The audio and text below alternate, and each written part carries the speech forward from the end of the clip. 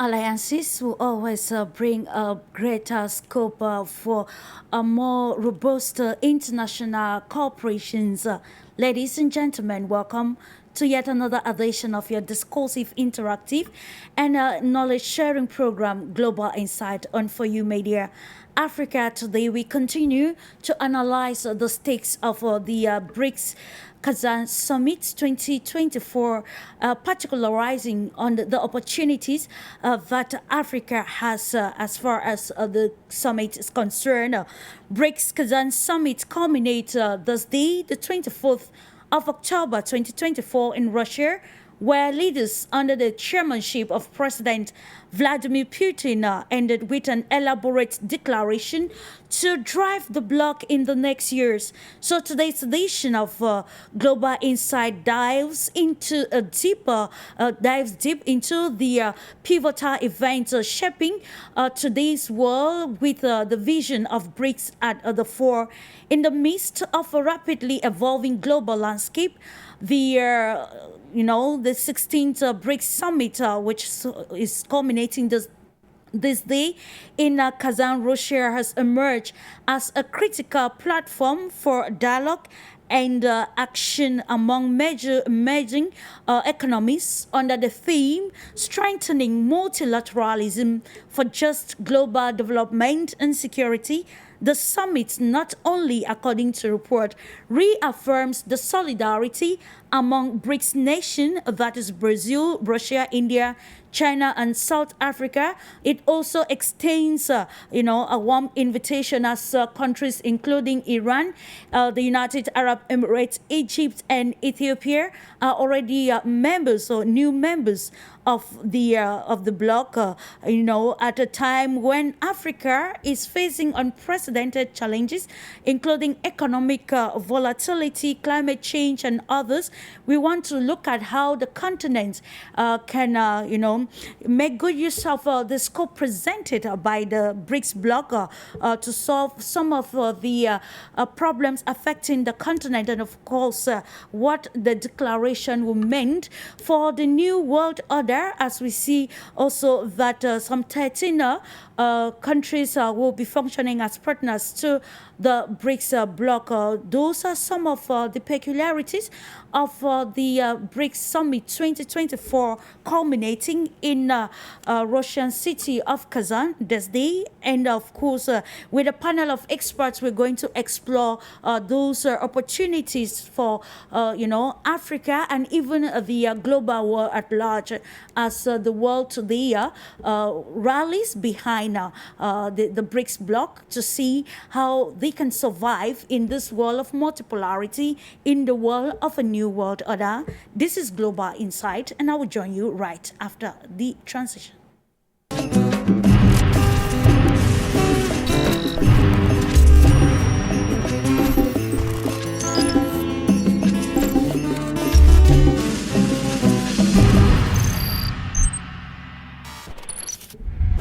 Welcome back. If you are just joining us, this is a Global Insight. Of course, BRICS on the table. What scope for the African continent? What scope for other countries that have joined the group? And of course, how is this going to shape the world in line with, power sharing dynamics, new alliances, and of course, the new setting of the global world? What is the feasibility of BRICS nations being that catalyst, or the BRICS bloc being the catalyst for total and practical global transformation? So with a panel of experts, we're going to look into the peculiarities and the advantages that the BRICS group brings to the table, particularly as they have ended the summit with a strong declaration over 100 points, focusing on, finance, ensuring equity, and of course, respecting sovereignty as international relations take another dimension. And of course, let's go to Serbia at this particular moment and welcome MIODRAG ZARKOVIC, who is a journalist at HelmCast YouTube channel. Hello to you, MIODRAG, and thanks for joining us this day. Thanks for the invitation. Looking forward to having a fruitful conversation with you. And to South Africa, we welcome Good News CADOGAN, Pan-African coach and chief coaching officer at the CCURB. Welcome. He's joining us from Johannesburg, South Africa. Greetings to everybody, and greetings to you, especially Clarice. And I'm looking forward to this discussion. And I believe that with a Pan-African view, we can actually enrich the debate. Absolutely. When a platform comes like the BRICS, we try to see how member states can, take advantage of the fertile scope to ensure a transformative world in every aspect of it, economic, social, and we can name the rest. To Moscow, we welcome Indian RISHABH SETHI, international relations expert and also a civil diplomat. Hello to you, Mr. SETHI. Yeah, good evening and good evening to everybody, to all our viewers also. First of all, thank you very much to Ms. Clarice for your invitations to discuss the very important agenda of this 16th BRICS Summit, which just ended today in the city of Kazan, the Republic of Tatarstan capital city. So I'm looking forward for our joint discussion on this important agenda. Thank you so much. Indeed, it's a very important agenda, and it is imperative as well for countries to capitalize on the competitive advantage that the BRICS has to be able to bring about practical changes that will benefit humanity in the global world. And we kickstarted this discussion with you, MIODRAG, taking it from a holistic perspective. It's true the topic focuses on the opportunities for the African continent, but then in your own capacity, I would love to have your view of the 16 BRICS Summit, given the position, of course, of Serbia and other countries that had much interest in this very important summit that brought together, officials to the Russian city of Kazan. Well, of course, there were many benefits. There were many good news for a global community from Kazan. The very fact that the summit was held and that Russian President Vladimir Putin could welcome so many foreign dignitaries, so many diplomats, so many other fellow presidents, is actually a good news. Because the Western propaganda was trying to paint the picture that Russia is isolated, that Putin is isolated, and we see that that's really not the truth. However, I have to say I'm sorry if I'm going to rain on parade some, but I actually think that BRICS not only could but probably should do more. Because the West is not gonna let their grip on the world so easily. Sadly, we see that wherever the West was dominating, wherever the West was making the rules, wherever the West was the one in control, they left the trail of blood, despair, and agony behind them. It is true for Southeastern Europe, where we are, where Serbia is. It is true for Eastern Europe. It is true for Africa. It is true for Asia. It is true for South Africa.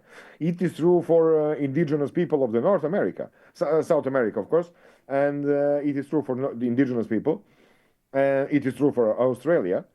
So when the BRICS came out for the first time, many of us saw it as a sign of hope, as a sign that finally we are going back to multipolar world. Many years passed, and sadly, the dollar is still the backup currency of the world. I'm not an expert. Maybe there is a good explanation for that, but I'm pretty sure that I share the belief of all of us involved in this panel when I say that we would be very happy if that hasn't been the case already. If dollar was replaced or overturned already.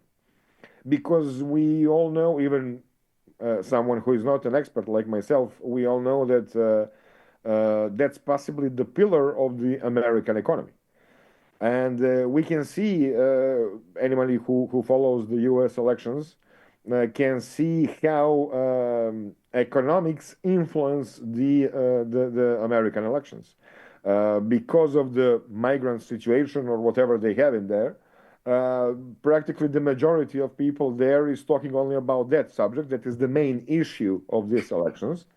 And we can only imagine what would have happened and hopefully what will happen once the dollar is replaced as the backup currency of the entire world. I can only, as somebody, I mean, I'm coming from Serbia. 25 years ago, Serbia was bombed. 25 years ago, bombs were falling, NATO bombs were falling on my city. 25 years ago, Kosovo, our region, was occupied, and it's still occupied 25 later on by NATO forces. And I can only hope to live to see America on its knees. It's not a reflection of my feelings toward American people, but it is my reflection to the American empire. And I think that the BRICS is the only entity, only institution, only union that is able to stand up to American, global American hegemony. And I can only look forward to that. And I'm trying to encourage them to do more faster. Just like Russia is, if I may be specific, and I will end with that, just like Russia is leading the way militarily, perhaps China should lead the way economically and finally start deposing the dollar as the global currency. Major, those are some of the points that featured in the final declaration. Let me stay with you still. What do you think now? Because you quite mentioned that there is some sort of, it's difficult for the collective West to maybe lose the control, especially of the global economy.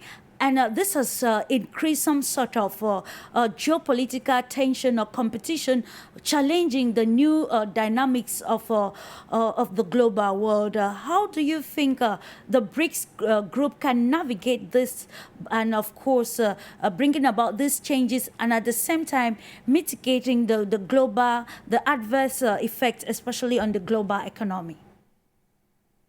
Well, I'm not really sure. As I said, I'm not an expert. If you give me $1,000, I will probably lose 2,000. So I'm as a person, I'm really the last one to give any economical advice or whatever.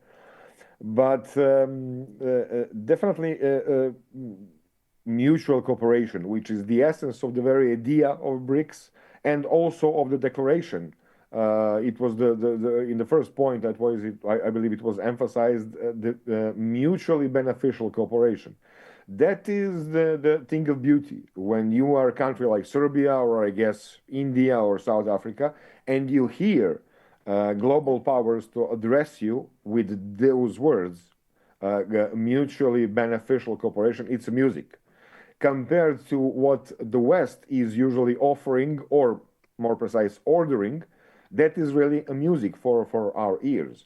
That is something that BRICS needs to persist on. They simply have to continue offering and insisting on mutually beneficial cooperation.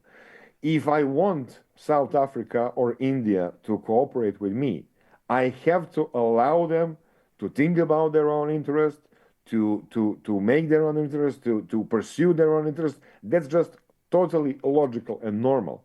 30 or 40 years ago, that was normal. Sadly, now it's not, because the hegemony of the West, especially hegemony of America, probably since 9/11, 2001, really turned the entire world upside down. We forgot even to communicate. We often forgot how to communicate normally, how to communicate like free and equally equal people. Sure. And that's why it's very important to insist on mutually beneficial cooperation.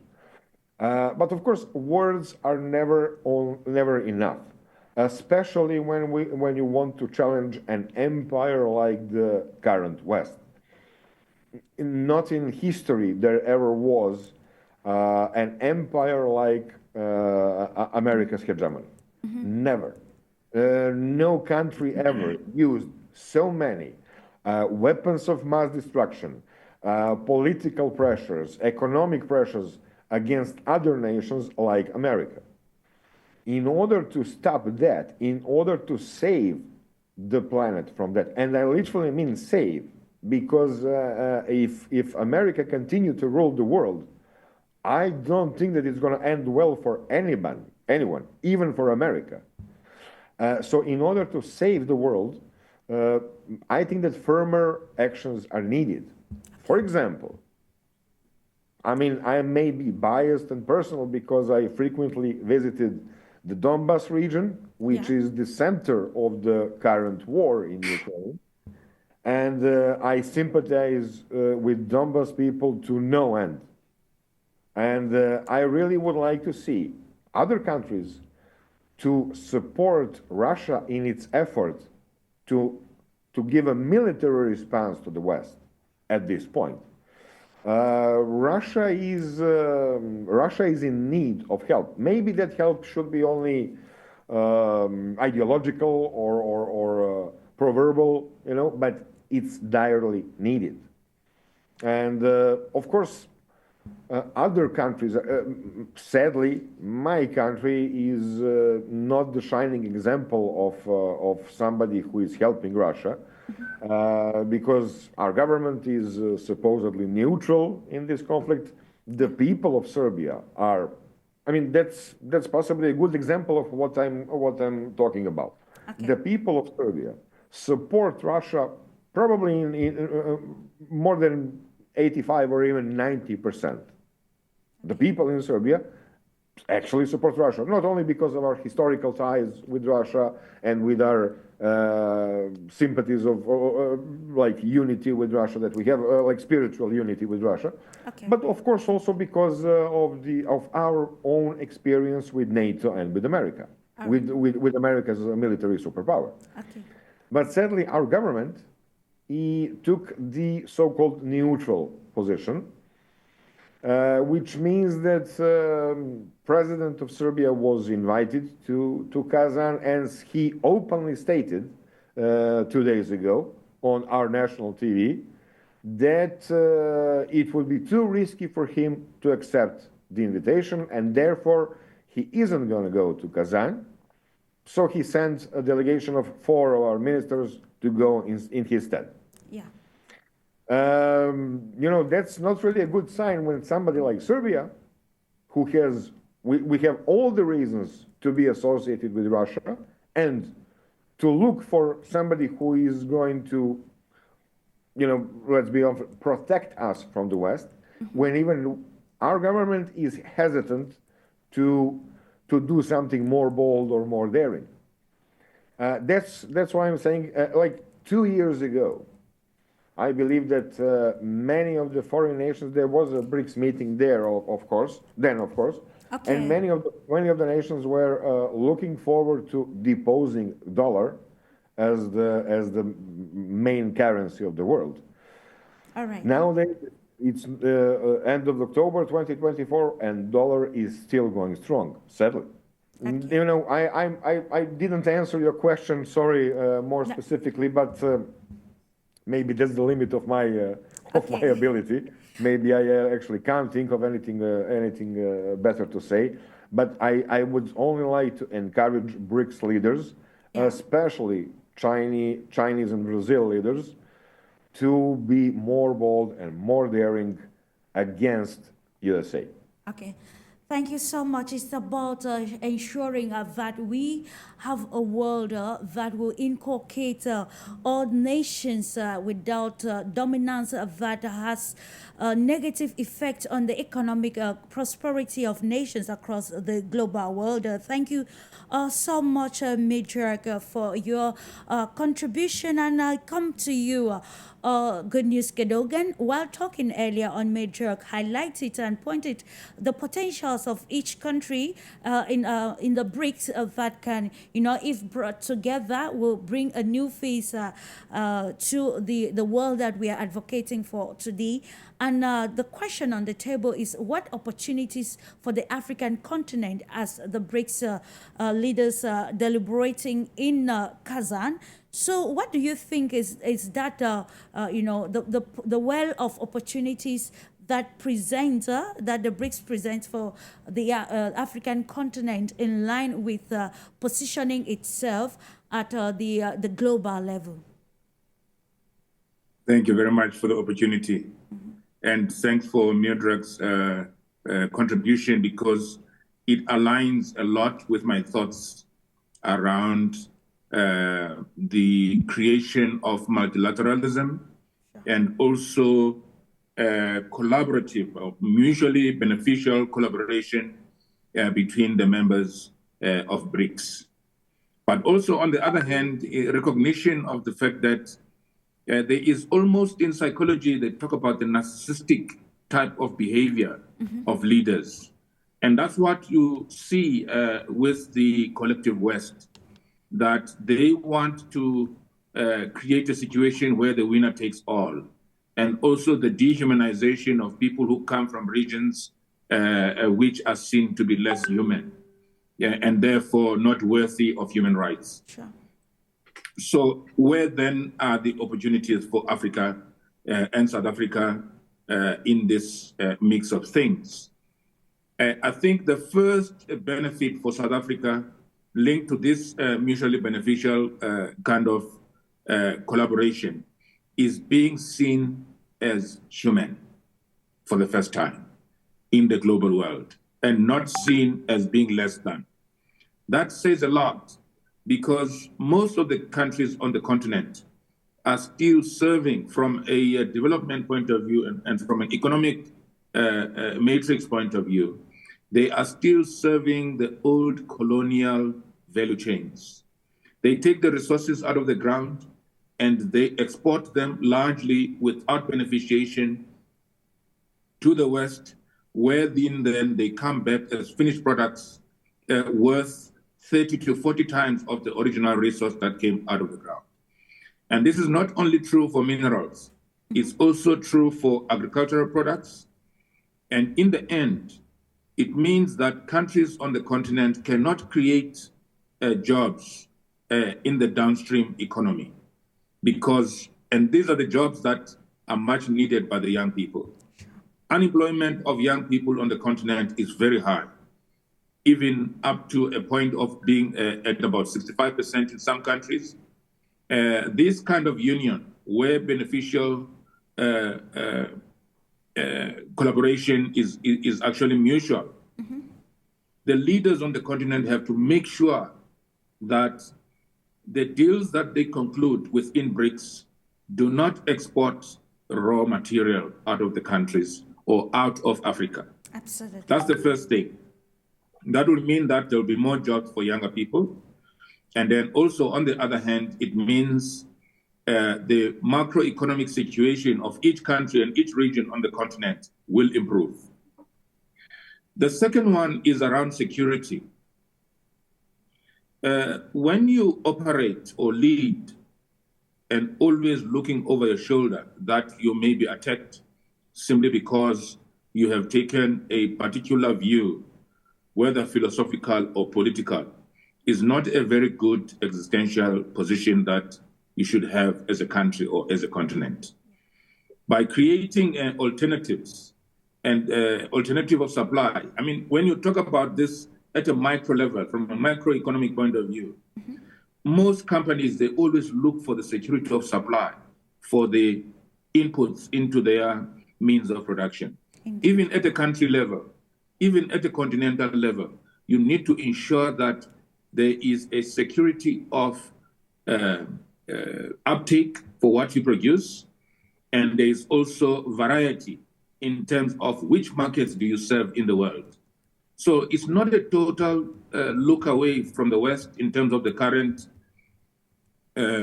trade arrangements that exist, is to subsidize, is to diversify, is to ensure that there is a kind of a diversified approach to the macroeconomic policy of each country and also of the continent as a whole. Indeed. Climate instability is another challenge for African countries. And by looking at what they can do, again, in the same vein of economic development, by increasing intra-Africa trade, they can mitigate against the ravaging effects of climate change. Indeed. From a governance and political leadership point of view, this kind of BRICS summit is going to deliver a stronger input into the revived intra-Africa trade that has been signed in the last few years. By doing that, it means the countries on the continent will not be negotiating individually, but they will be negotiating in blocks and having regional economic policies that contribute to the bigger pie of the economic activity on the continent. Yeah. So that's what I would like to end at for now. And of course, yes, just to tell you, sorry, because I have to leave. I'm really sorry, you know. Please excuse me, but I have to leave, and I just had to say thanks for Clarice, thanks to my fellow panelists, and have a good panel, and big hello to your audience. Thank you very much for the opportunity to speak. Okay, Bye-bye. Thank you very much. Thank you so much, MIODRAG, and thank you for contributing. And before I get to RISHABH, let me just conclude with this question, directing to you still, Mr. CADOGAN. You highlighted quite very important aspect for Africa, and of course how the BRICS can trade or maybe collaborate with Africa without, repeating what has already been done in the present world order. But now let's look at the fact that we have just 3 African countries as members of the BRICS group. And I know that when it comes to maybe indulging in such there is some sort of, first of all, particularized national interest before thinking holistically. So what are the setbacks that Africa has that you think they need to harness or address to be able to benefit from the opportunities or advantages that the BRICS bloc brings, particularly after this very historic summit in Kazan? There's a number of things that the African leaders need to actually look at. As part of the African Union and the new Partnership for Africa's Development, there's an issue around the African peer review mechanism, of which a few countries are signatories to. And this is a self-evaluation or a self-assessment at first kind of review that then invites other peers to look at the governance structures and the governance systems of the member countries of the African Union. This is a regulating mechanism ensuring that those who get invited into economic activity, even including intra-Africa trade, not for the sake of political control, but more for the sake of economic security. There is a need for these African presidents to take this seriously. That's the first thing. The second one is peace. Peace on the continent is a challenge. Even the silencing the guns on the continent has been a challenge that has been there for a while, and it's not easy to actually encourage most of the African countries to resolve the conflict without the use of arms. Yeah. So it is important to actually harness on these 2 things. One, self-assessment, peer review, focus on peace, and creation of stable governments across the continent. Then it means whatever happens within the BRICS environment, the 2 member countries, as in Egypt, Ethiopia, I think as well, and South Africa, the 3 of them, for now, if I'm not mistaken, can then start negotiating for all of the 54 countries. Because one of the good things about the African leadership philosophy is orientation towards the social construct or the social instinct, where collectivism is valued.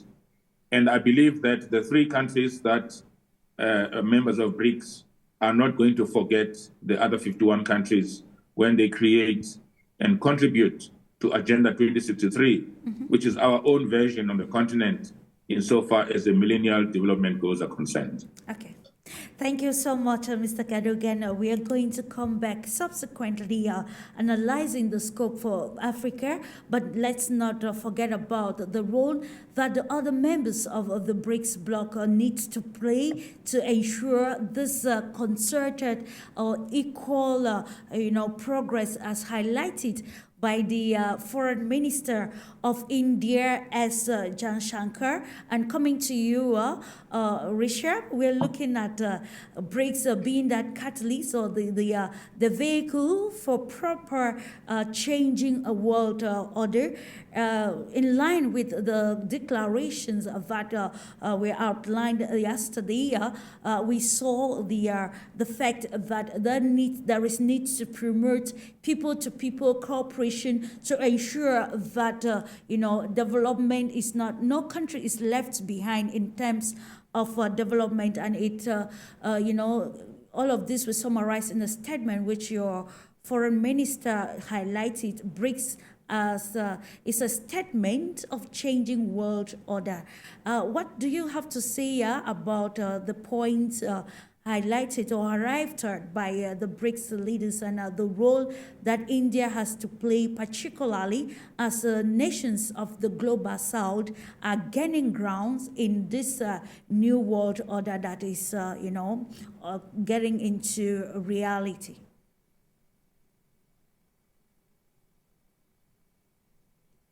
Hello, Richard.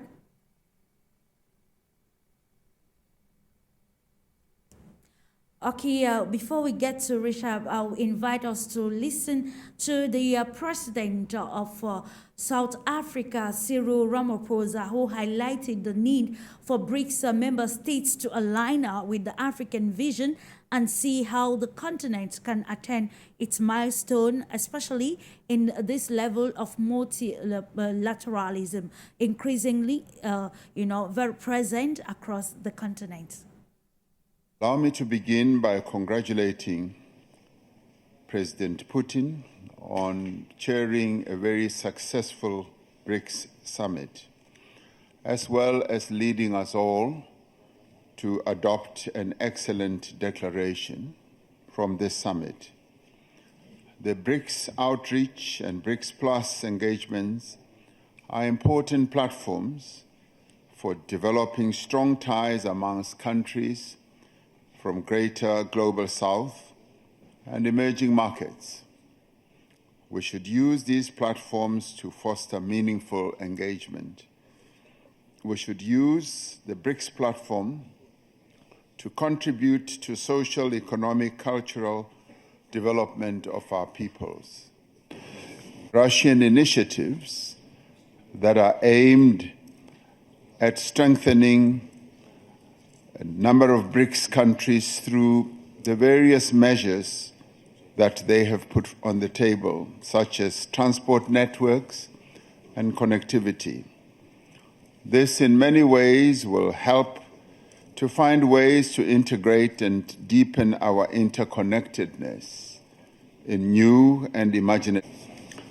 The African Continental Free Trade Area will make a huge contribution itself to unlock opportunities for trade and investment for local and global businesses. It will create a number of opportunities that will lead to an integrated and connected continent. The Single African Air Transport Market is another flagship project of the African Union Agenda 2063.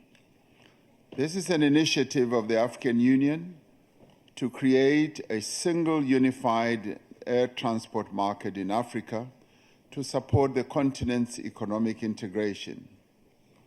For BRICS and friends of BRICS, we need to use these projects to further connect the greater global South. The promotion of greater regional connectivity and trade facilitation can only succeed in an environment of peace and stability. South Africa is concerned about the military action by the State of Israel against the people of Gaza, which we have characterized as genocide, is deeply concerning. This genocide led South Africa to approach the International Court of Justice with a view to stopping the killing of innocent women and children in Gaza. We do believe that the world cannot just sit by and watch the slaughter of innocent people continuing. South Africa has been unwavering in its support towards all efforts aimed at the establishment of a viable Palestinian state, existing side by side in peace with Israel, within internationally recognized borders based on the 1967 borders, with East Jerusalem as its capital. And this would be in line with all UN resolutions, international law, and internationally agreed parameters. We do call on the international community and the United Nations Security Council to address this spiraling conflict. On our own continent, Africa, Sudan enters its second year of horrific conflict and devastation. This is another conflict that the world seems to have forgotten about. The protracted conflicts in the Sahel and Great Lakes regions in Africa persist. We must find lasting solutions to all these conflicts. We must remain committed to the peaceful resolution of all disputes through negotiation and inclusive dialogue. And institutional mechanisms need to be both strengthened and reformed to play a constructive role in the international peace and security.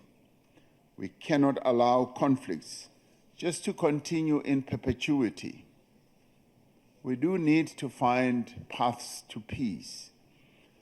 In our quest for a long, interconnected, just and prosperous world, we have the ability to foster an environment of peace through a focus on sustainable development. We must also continue to support nations and peoples who seek to end the cycle of conflict and choose the path of peace. I thank you.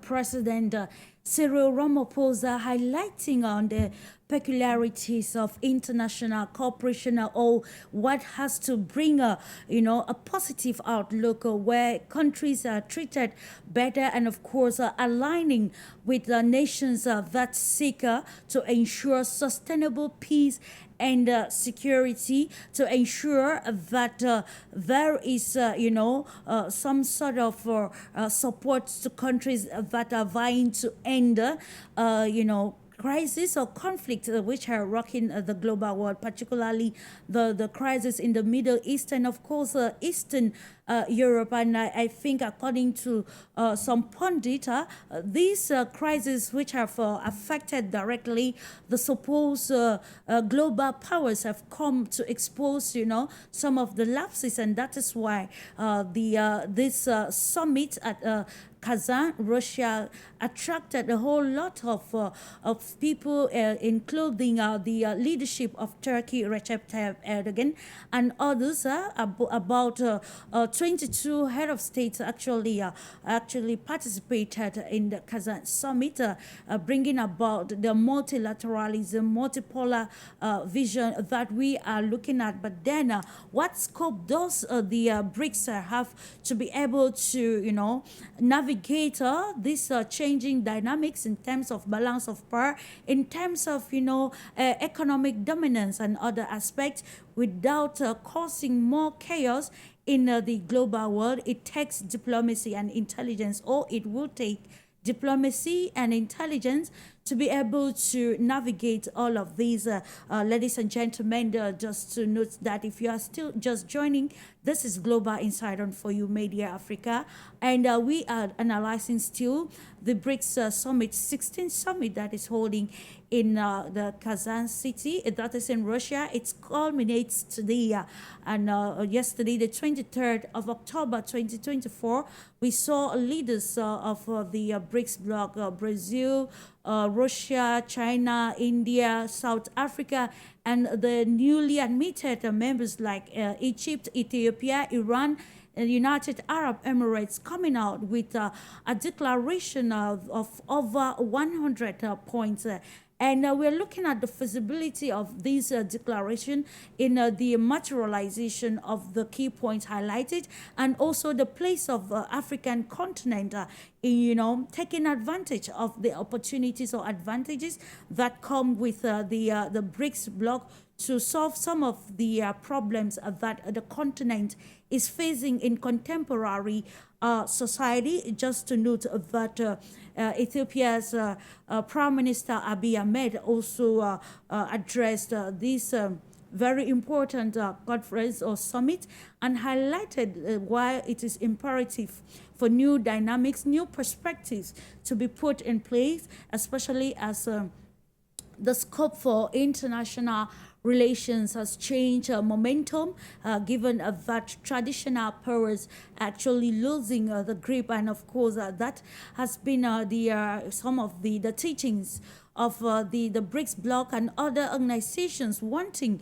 to bring about a new world order that will ensure that stronger economies move along with weaker economies to ensure sustainability in development, ensure a political sphere that is more, positive, that is more engaging and less of, contestation, to ensure economic buoyancy, particularly in the countries of the global south. And like one of our guests mentioned today in the person of MIODRAG, if Russia can bring a military prowess, China bringing the economic prowess, then it is imperative for all the countries joining the BRICS bloc to have an agenda that they can bring together towards realizing and bringing forth this new world order that respects political, economic, social sovereignty, and also align with the agenda, like we underlined in the preamble already, the agenda that can bring about sustainable and inclusive development around the globe. Before we go back to meeting our experts for today, I will invite us to listen to Prime Minister of Ethiopia, Abiy Ahmed, highlighting the importance of the BRICS and the scope for BRICS in this new world order. I'd like to express my sincere gratitude to President Vladimir Putin for hosting the 16th BRICS Summit. This gathering represents hope in our pursuit of effective multilateralism to address the pressing global challenges we face today. As the newest member of the BRICS family, Ethiopia is prepared to engage constructively in fostering a multilateralism that serves both developed and developing nations, anchored in the principle of equity. Our world is rapidly evolving with a multitude of crises that demands wisdom and thoughtful approach. Excellencies, it is crucial to acknowledge that economic growth in developing countries is often challenged by unfair global financial systems. The imbalances in our global economic framework are driving rising inequality, inflation, and unemployment, making collective efforts more urgent than ever. The calls for climate action and climate finance continue to be ignored even as the crisis deepens. In the middle of these challenges, however, I see a tremendous opportunity in BRICS. With its collective voice representing nearly half of the global population and over a third of global GDP, BRICS has the potential to be a transformative force for a more equitable world order. Excellencies, intra-BRICS trade, investment, and tourism can ignite economic growth that not only benefits our member states, but also serves as a model for cooperation and solidarity in addressing global challenges. We must leverage our diverse economies and high growth potential to achieve tangible economic gains that uplift our people. Enhancing cooperation in the development of artificial intelligence is also essential. I strongly support the proposal made both by President Putin and President Xi on this matter. Furthermore, the expedited consideration of membership requests to the new development bank will serve to enhance alternative financing, particularly for infrastructure projects that are crucial to our development. Mr. President, Excellencies, Ethiopia exemplifies the practical relevance of our partnership, embodying the hope and potential that BRICS represents. Our nation, now the third largest economy in sub-Saharan Africa, is endowed with a young and dynamic workforce, vast arable land, and abundant renewable energy resources. These assets present unparalleled opportunities for investment and trade, and our ongoing macroeconomic reforms have unlocked new avenues for growth. Ethiopia is equally committed to ensuring food security, having become the largest wheat producer in Africa through enhanced productivity. Our investments in smart cities and tourism development highlight our cultural and historical richness, drawing visitors from around the globe. Therefore, I renew my call for strong intra-BRICS economic cooperation across sectors such as manufacturing, agriculture, energy, tourism, and importantly, artificial intelligence. As I conclude, let me assure you, Excellencies, of Ethiopia's unwavering commitment to actively participate in realizing our shared vision for a brighter future. Let us ensure that our partnership not only addresses our immediate challenges, but also lays the groundwork for a more equitable and inclusive multilateral world. And of course, the Prime Minister of Ethiopia highlighting some of the challenges what the BRICS need to do to be able to solve all this and ensure a more balanced world together for a brighter future. Of course, he said that warrants some, wisdom and critical thinking to be able to navigate this and also reduce the adverse effect from the contesting powers. Let's welcome back RISHABH SETHI, and of course going straight away to the question of the position of India in ensuring that they can leverage the opportunities presented by the BRICS to bolster a more robust society for countries in the global south, particularly developing nations in Africa. Clarice, for your questions. So first of all, I'm happy to be back on your live stream. And today I'm so much honored that finally we are discussing such an important agenda about this year's 16th BRICS Summit, which just ended today on the 24th of October in the capital city of Republic of Tatarstan, that is Kazan. Yeah.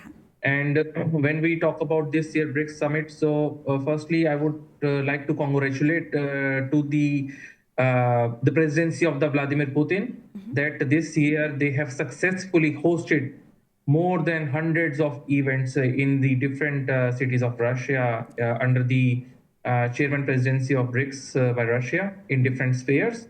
Because when we are talking about the group BRICS, that is 5 countries and including the new members from this year's also. Yeah. So around officially 9 or 10 countries. So successfully have concluded all the events in different spheres, especially governmental events also. And also there are events which were related to cultural and humanitarian cooperation also, or maybe about the young people, youth also, or IT technology. And there were so many different topics that have been covered under BRICS, because BRICS is a group platform that basically works on a neutral grounds. Yeah. And basically in the reality, especially when we talk about the developing nations or developing countries, because BRICS, if you see the group of these 5 countries, when they started in the year 2009, it was only 4-country BRIC. And finally in 2010, when South Africa was invited as representing the African continent, so officially after the 2010 summit, they become BRICS. And presently, how the BRICS is going much more popularized in the whole world. You can see now it is much more popular than G20 or European Union, or you can say like G7 or many other groups. Firstly, BRICS is not under any influence of the Western world. Okay. Secondly, BRICS is all the groups of these developing countries that are helping and supporting each other in development of strong cooperation also. But at the same time, BRICS has one more goal: to support all the other friendly countries, whether they are developing or the underdeveloped countries also. When we are talking about this group, they are representing, you can see, one of the main continents. For example, Brazil representing the whole Latin America, then Russia, the Eurasia, then India and China representing the global South Asia, also in the Central Asia, and then South Africa, of course, representing the whole of the African continent. Then after, if you see the 2014 summit, when it happened, as an outcome, they have opened this initiative of the new development bank, which is also called as the BRICS Bank, which is based its headquarters in Shanghai, China, with an aim that we need an alternative payment system for the future. Because if you go back 16 years ago, when they initiated the first summit, they came up with the idea that in the future, we will do have problems with the Western world, Western countries. So we need different alternative platform for each and every sphere. So BRICS is one group which was formed as an alternative to the G20 or G7. And secondly, the 2014 summit, after they opened the BRICS Bank or the NDB New Development Bank, which is an alternative to the International Monetary Fund or the World Bank. And then third, if you see, after the 2017 summit in China in the city of Xiamen, they came up with the idea that it is a good time to expand this BRICS group. So they thought about the BRICS Plus concept. Why? Because a lot of countries all over the world, which were not under the control of the Western hegemony, they wanted to be a fair, independent, and balanced world and a new world order. Sure. So that is why they started to showcase their own interest to be the part of the BRICS platform. And from that moment, so many countries started to showcase their own interest to be in this BRICS platform. So finally, in the 2023 summit, after they got the chance, and those 4 or 5 countries got invited officially. And from this year, these countries became officially the part of the BRICS group. Sure. Okay. So when we are talking about why BRICS is important, because if you see, the 45% of the global population, I'm talking about only these old 5 countries, 45% of the global population is under this group, these countries, 5 countries. And then around 33% of the world's land area is covered by these 5 countries only.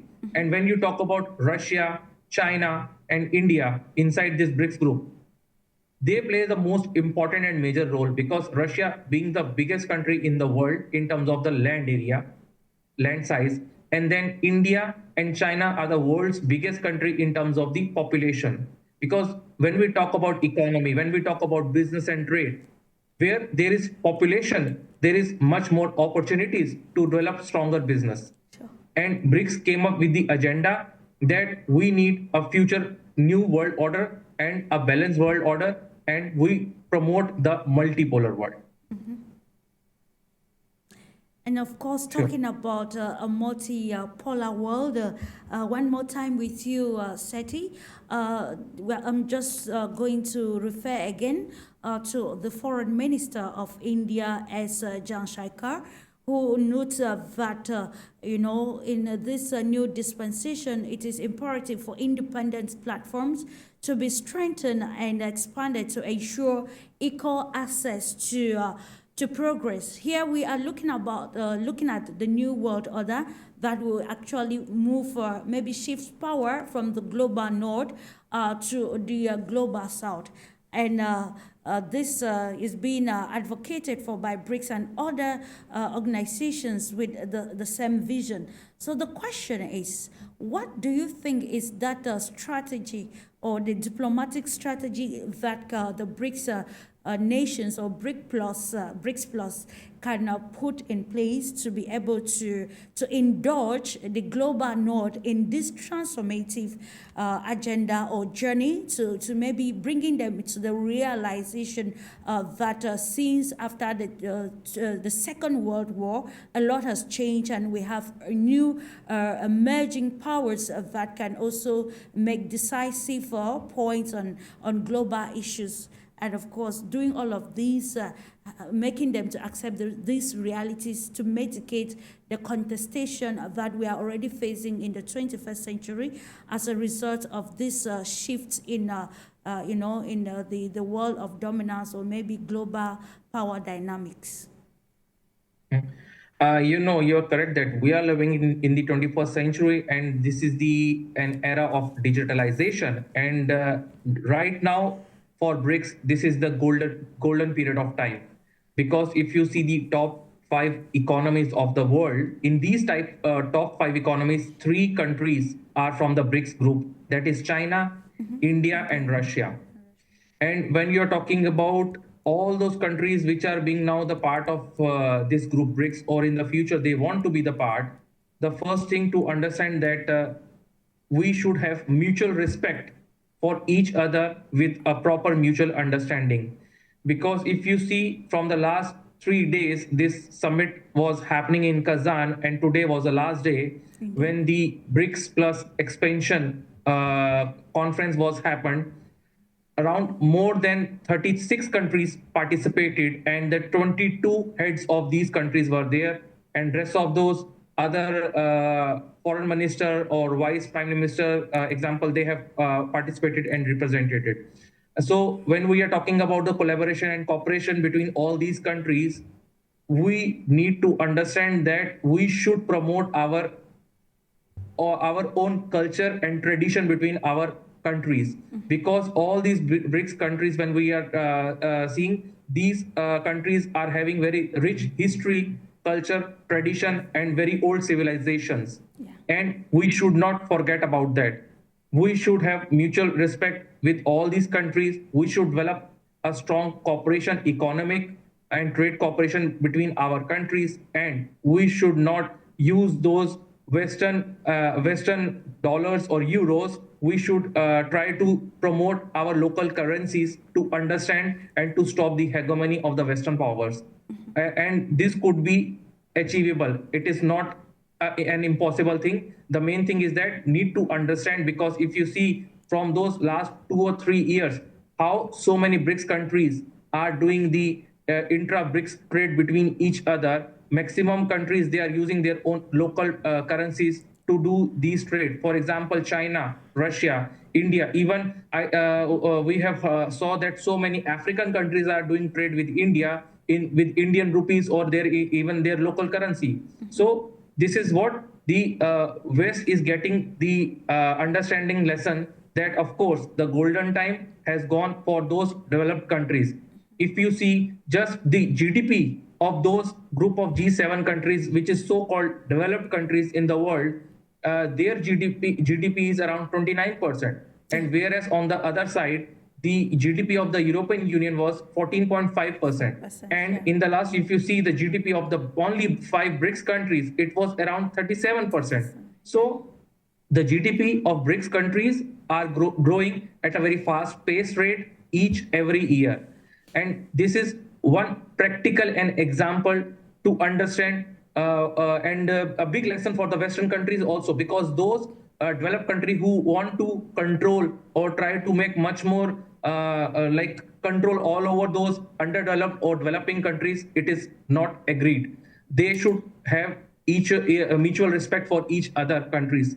So I can say in the last to finish on this, that of course when we are talking, the golden period for the future is the global south and the African countries, and that is why now more than 30 countries are already in the queue to be the part of this BRICS platform. And today itself, when the president of Belarus, Mr.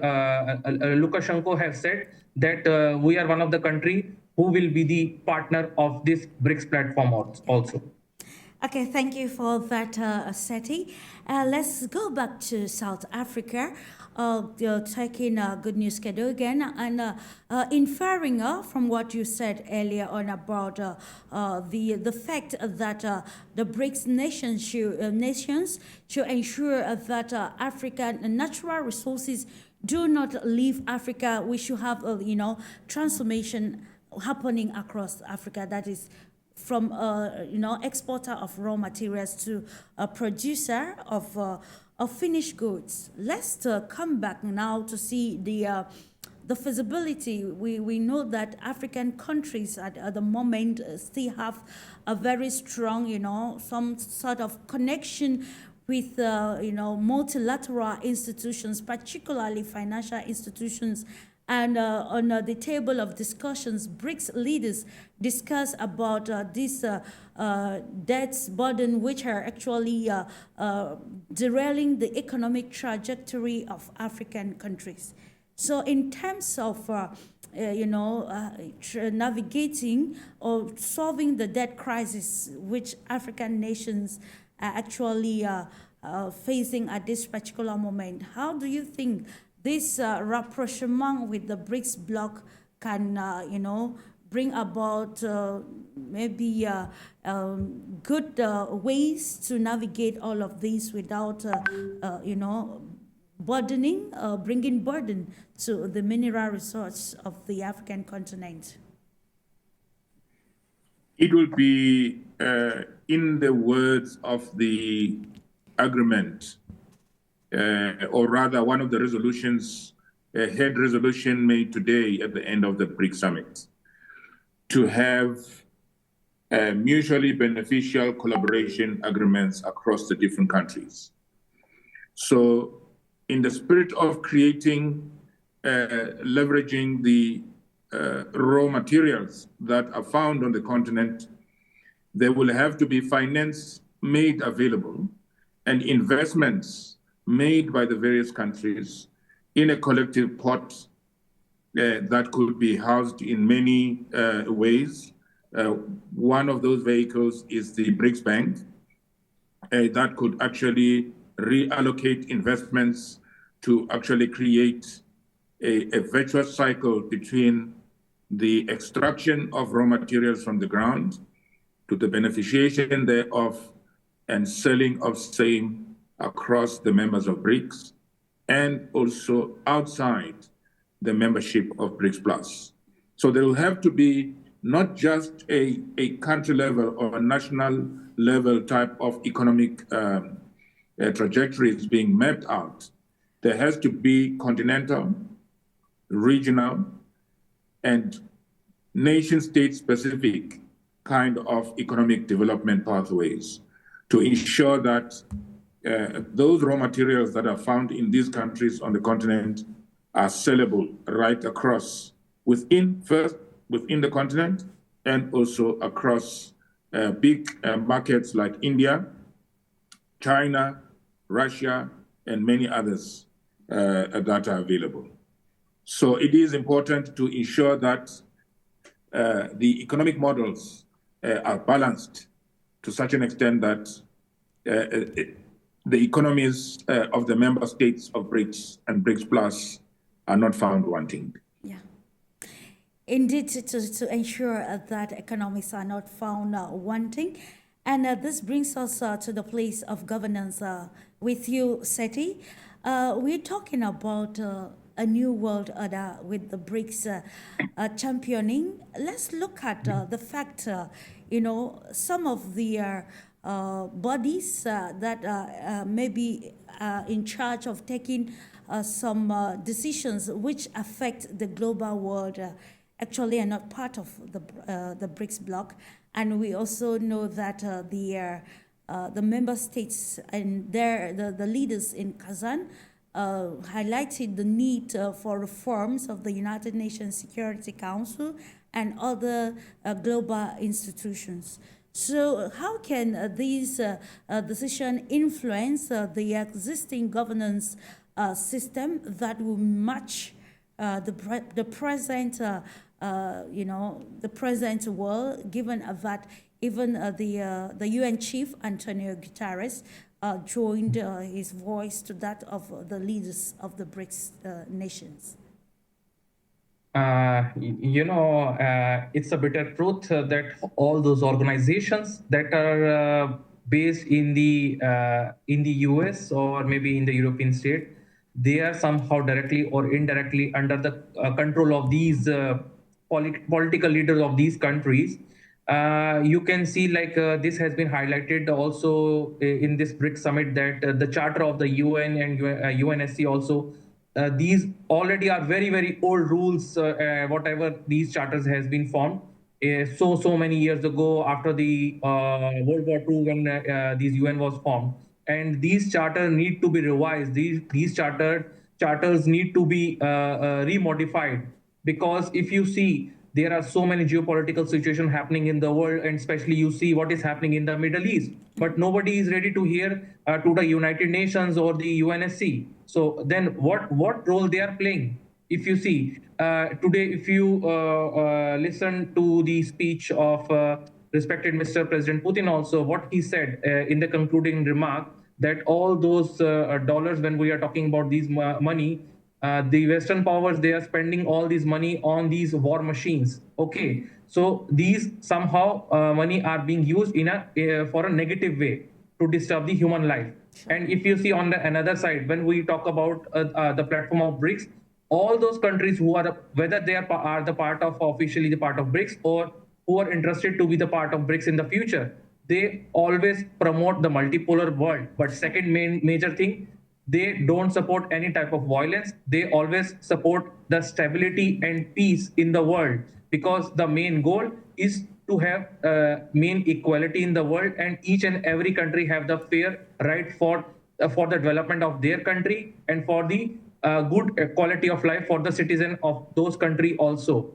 Mm-hmm. If you see, I want to give you one more example, small example. This year, in the same city of Kazan, the BRICS Games were held successfully at a very, very big, huge level.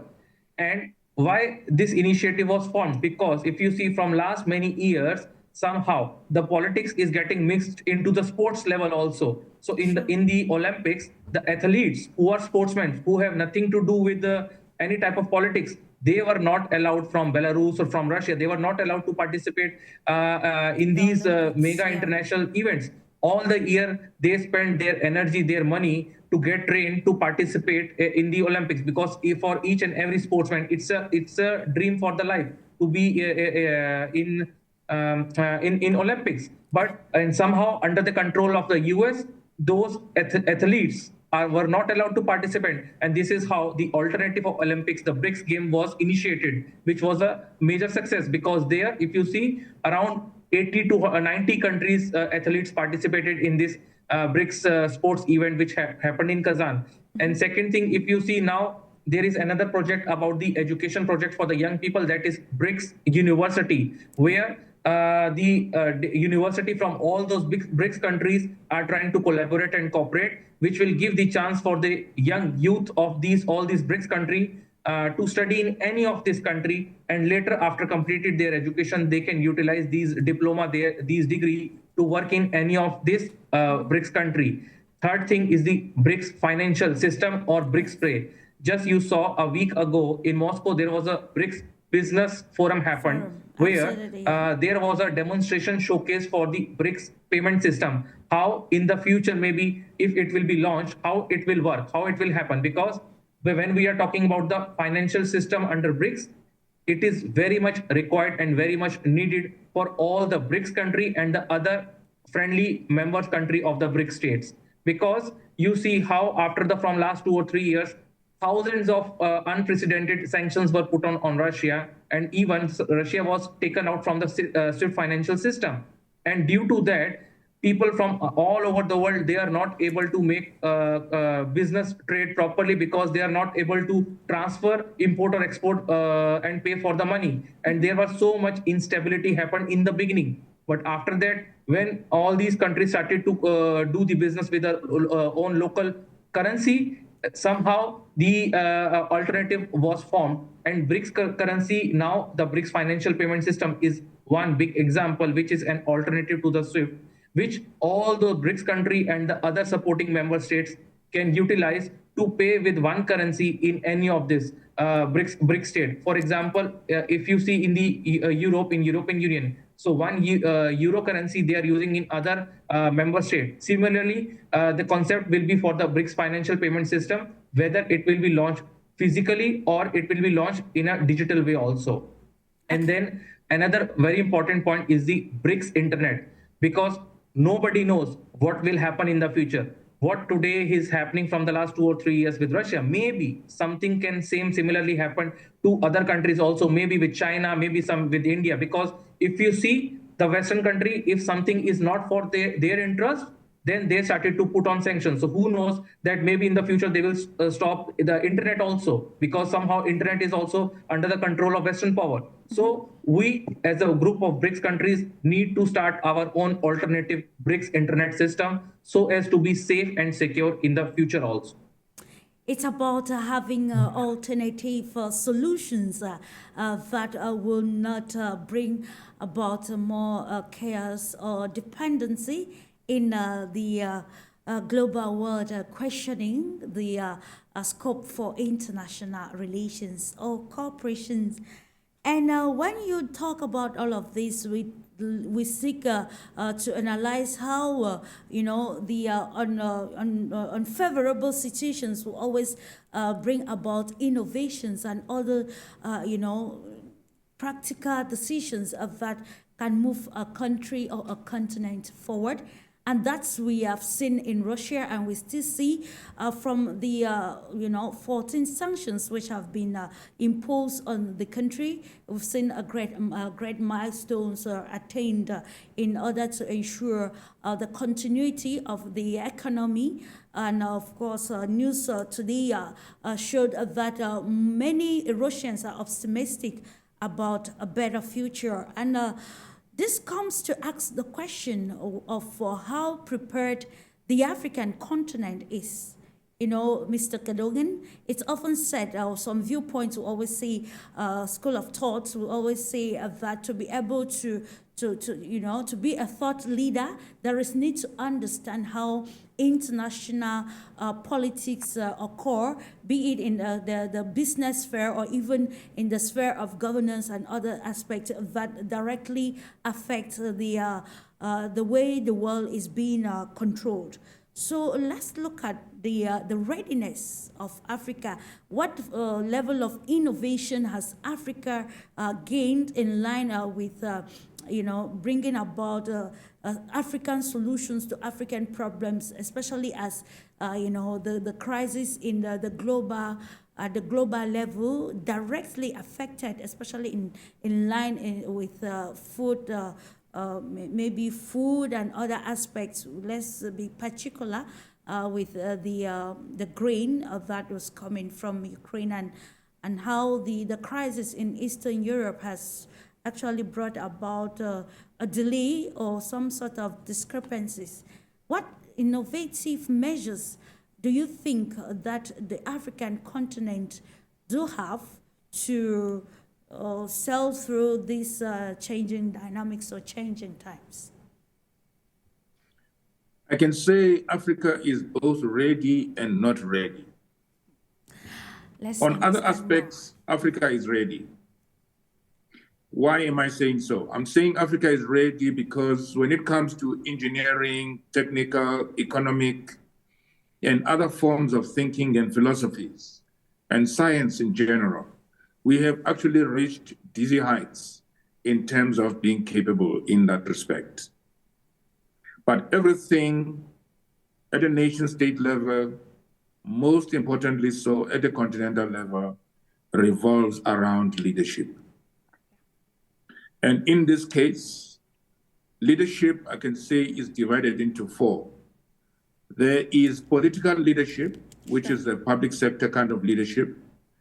There is private sector leadership, which is about business. Sure. There is non-profit sector leadership, which is about the non-profit organizations and the role that they play in the economy and in the politics. And then there is cooperative sector leadership, which is more around community-owned means of production and vehicles that are used to actually drive development and community participation in macroeconomic activities. Insofar as political leadership is concerned, Africa is not doing very well there. And one of the biggest contributors is not something that is unique to Africa, but is found right across the world and also even in the global north or in the collective West. The egoistic approach to leadership that prevents political leaders and public sector leaders from setting aside their own personal needs and prioritizing national and, in this case, continental needs, so that in the end, Agenda 2063 can be achieved. So those negotiations between Africa as a continent and nation states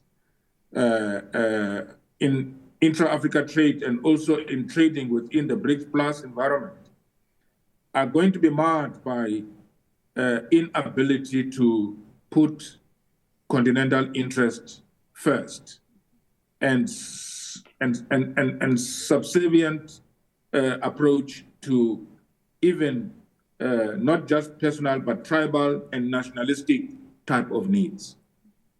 That is the one challenge. The second challenge is around the West and how that problem I created earlier on, I just explained. That problem is of egoistic leadership, of personal interests over national interests. Is that the West is not only about arms and war, it's also about manipulation as well. And they know that some of the political leaders would love to enrich themselves personally, and they would put on the table benefits that are going to accrue to them personally, as opposed to benefits that will accrue to their nations or to the continent per se. And if you compare that with the mutually beneficial and multilateral kind of negotiations with the BRICS Plus, you'll find that even though the new dispensation with multilateralism and an alternative approach to the unipolar world, it may not win. So that is the second problem that we have. The third problem that we have in terms of readiness is more around the whole question of technology and being able to manage technology collaborations with the developed world and Africa so that the collaboration is not to the benefit of the West, but to the benefit of both. Because if we then import that technological collaboration and merge that with our endowment of natural resources, we may create a win-win situation whereby the nation states on the continent benefit and youth unemployment is also solved. And then also, on the other hand, technology transfer happens and everybody wins because then whether it is processed foods or it is processed minerals as end user products exported to Europe, everybody then will benefit, because then the Europeans will find the products that they want, the Western world will find the products that they want, and intra-Africa trade as well will prosper and flourish. So that's how we can actually deal with the challenges that we faced on the continent. Of course, dealing with challenges that we face in Africa and also elsewhere around the globe, bringing us to this question, Mr. Sethi. You know, when we look at the sixth point of this Kazan declaration, which I'll read, like 6, we note the emergence of new centers of power, policy decision-making, and economic growth, which can pave the way for a more equitable, just, democratic, and balanced multipolar order. And of course, maybe saying that multipolarity can expand opportunities for the bloc. Now, let's analyze the feasibility of these new centers of even power decision-making that will align with these some of the philosophies of a new world order, without, because I will always love to reiterate on this. We are aware, and from what you people have said so far, it's not going to be a smooth one, because nobody wants to lose that position of, you know, having the prerogatives to take decisions at will. So how can we, you know, use all of these potential or impending centers, so maybe in the area of policy decision making, to solve already the problems which we are having in this world of multipolarity?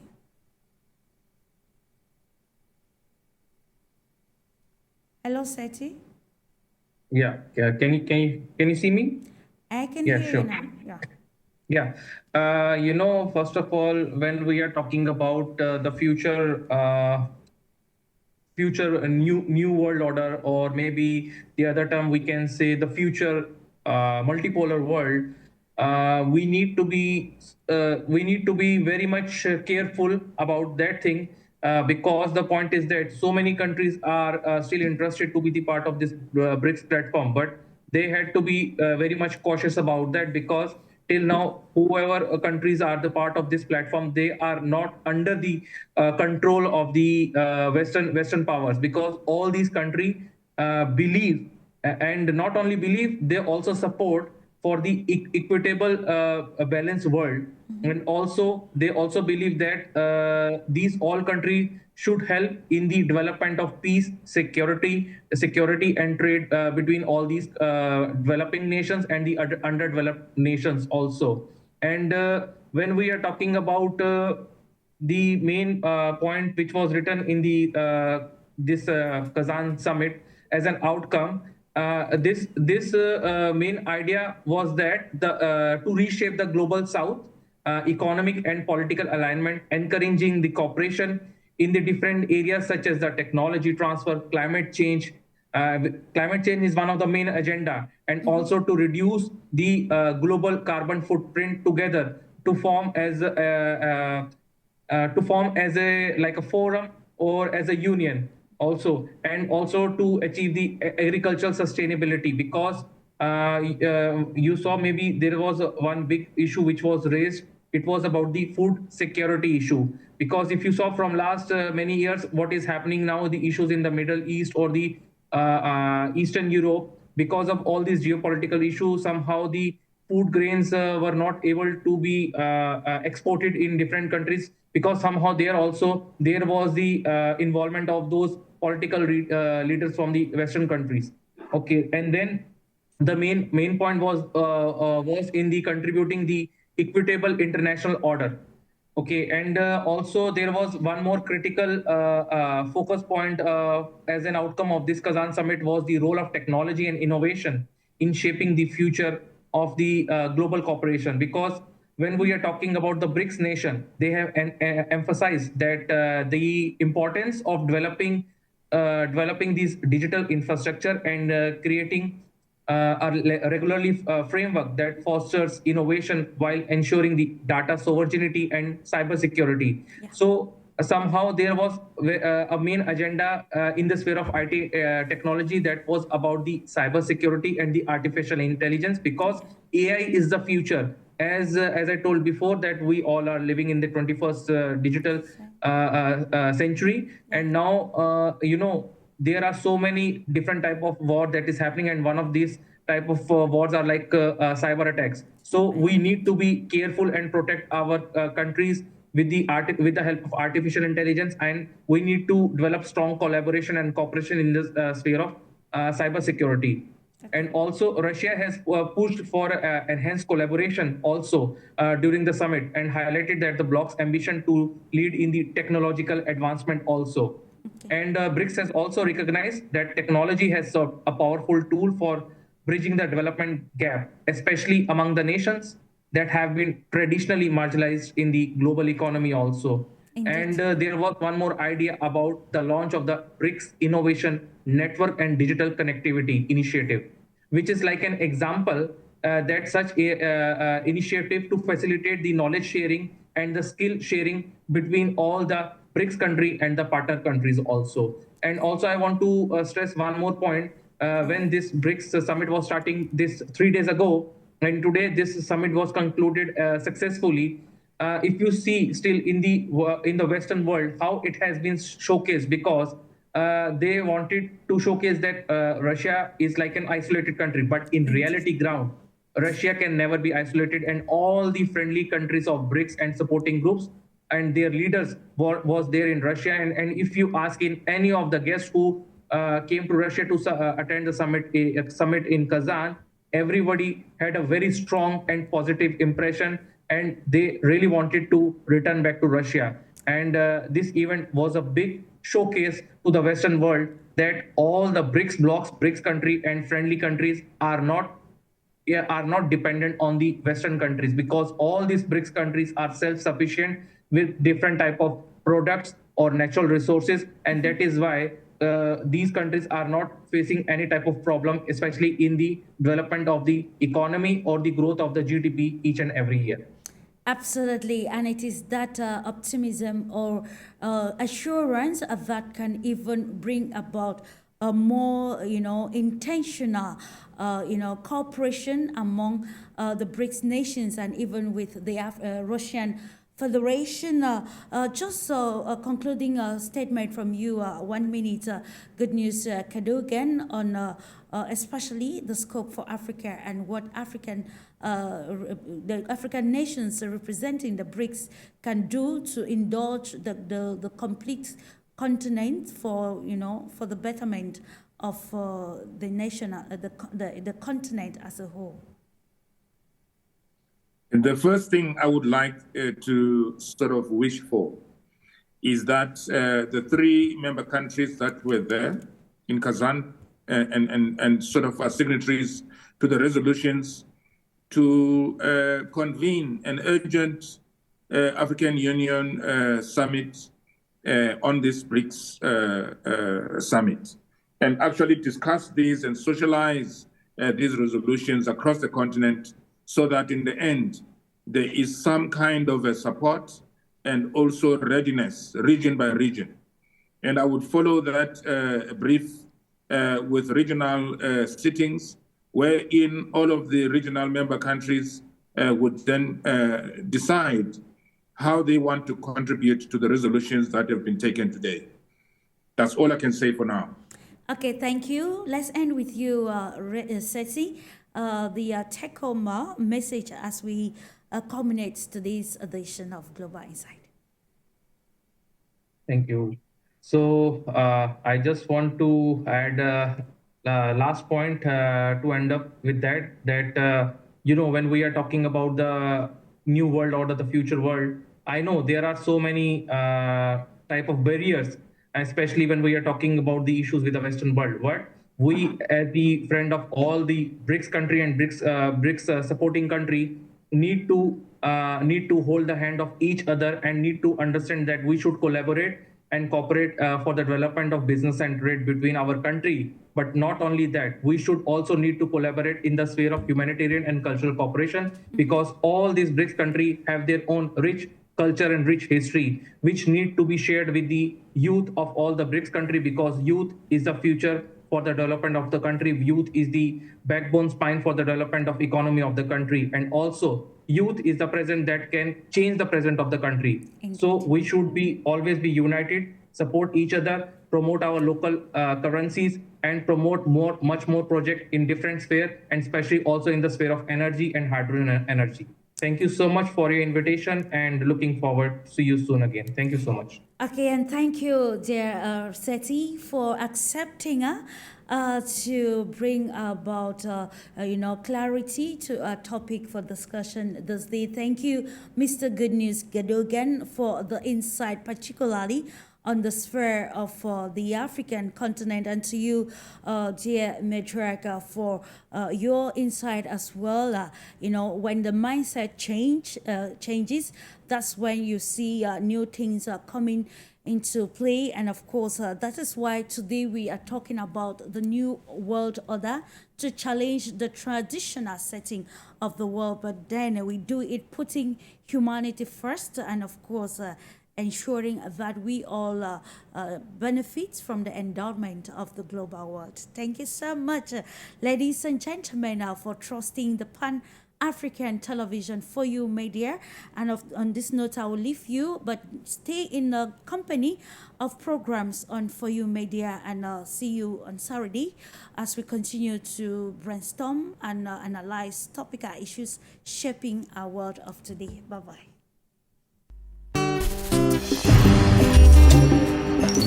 Thank you.